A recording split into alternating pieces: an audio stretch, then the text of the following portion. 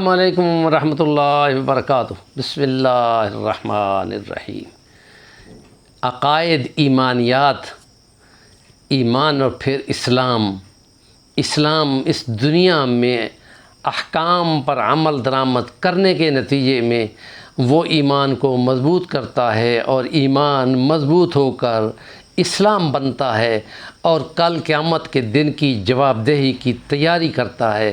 اور اس کے لیے سورۃ النازعات کی آیت نمبر 40 میں اللہ فرماتا ہے کہ جو اللہ کے سامنے کھڑا ہونے سے ڈر گیا اور اپنی خواہش کو اس نے دبا دیا وہ جنت پا گیا۔ یہ اللہ پاک کا کلام جتنی آیات بیان کرتا ہے وہ قیامت کے دن کی ہولناکی کو بیان کرتا ہے۔ گھٹنوں کے بل گری ہوئی ہوگی دنیا، خوف سے، دہشت سے، ہوائیاں اڑ رہی ہوں گی، لیکن جو ایمان کے ہوں گے ان کے عقیدے کی بنیاد پر وہ مطمئن کھڑے ہوں گے۔ اس کی انہوں نے تیاری کی ہوگی اور ان کو یقین ہوگا اپنی اس تیاری کا کہ ہم انشاءاللہ اچھے نمبر لیں گے۔ یہ گویا کہ امتحان ہے، اور اس کے لیے حدیث دیکھیں، نبی پاک صلی اللہ علیہ وسلم نے کیا فرمایا؟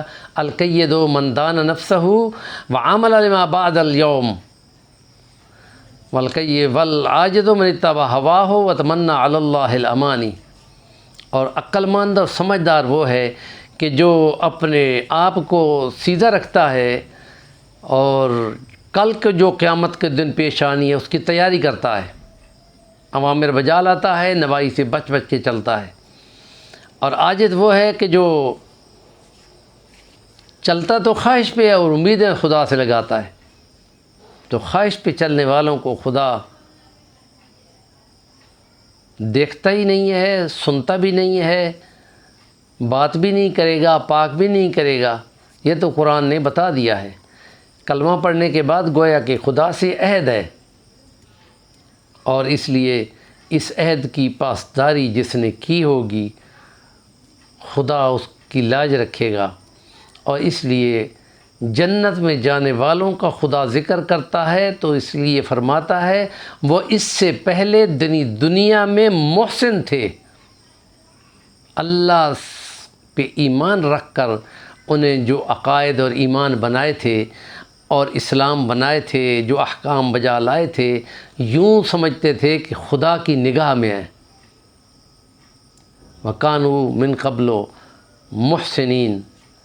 تو جو احسان کی منزل پہ فائز ہوتا ہے، ان رحمت اللہ قریب من المحسنین، یہ اللہ کی رحمت میں آ گئے، جنت میں بھی پہنچ گئے، اور پھر وہ وہاں ہوگا جو نہ آنکھوں نے دیکھا ہوگا، نہ کانوں نے سنا ہوگا، نہ کسی دل پہ کبھی گمان آیا ہوگا، وہ انعامات ہوں گے۔ اور اس لیے وہ مقابلہ کرتا ہے اپنے خواہش نفس کا بھی، اور شیطان کا بھی، اور برے معاشرے کا بھی، اسلام دشمنوں کا بھی، اور منافقوں کا بھی۔ اللہ کرے کہ ہم ان دانشوروں سمجھداروں میں ہو جائیں جو کل آخرت کے لیے تیاری کرتے ہیں، اور عاجز اور محتاج اور کمزور نہیں بنتے، جو خواہشیں تو پوری کرتے ہوں اور امیدیں خدا سے لگاتے ہوں، کرتے ساری سمگلنگ کا، ملاوٹ کا، دھوکے کا کاروبار ہے، اور حج کر کے یہ سمجھتے ہیں کہ ہم نے جنت بنا لی ہے اور ہمارے گناہ دھل جائیں گے۔ کبھی بھی گندے پانی، گٹر کے پانی سے وضو نہیں ہوتا، پاکی نہیں آتی، ناپاک کپڑوں سے نمازیں نہیں ہوتی، گندے پٹرول سے کبھی ہے نہ جہاز اڑتا ہے۔ یہ تو عقل کی بات ہے، اور اسلام تو عقل و دانش کو پروموٹ کرنے والا دین ہے۔ 700 جگہوں پہ اس نے کہا ہے افلا تعقلون، افلا تتفکرون، افلا تتذکرون، افلا تبسمون۔ تبسم کہتے ہیں دھیان دینے کو۔ ہمارے چینل کا نام ہے صفی الرحمن الوانی، ضرور سبسکرائب کر لیں، کام کی بات کا کمنٹ بھی کیا کریں۔